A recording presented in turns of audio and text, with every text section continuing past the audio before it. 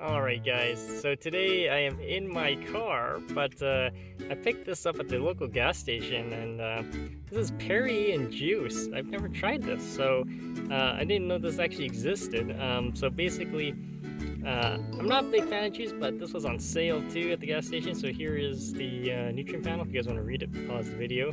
There is some sugar in there, but I'm actually kind of curious what it tastes like, because usually I only have like sparkling water, but this is interesting. So sugars from concentrated pineapple juice, things like that, as you can see. But I'm gonna do a quick taste test and see how it actually is. Alright guys, here it is. So I opened it up. Do a quick taste test.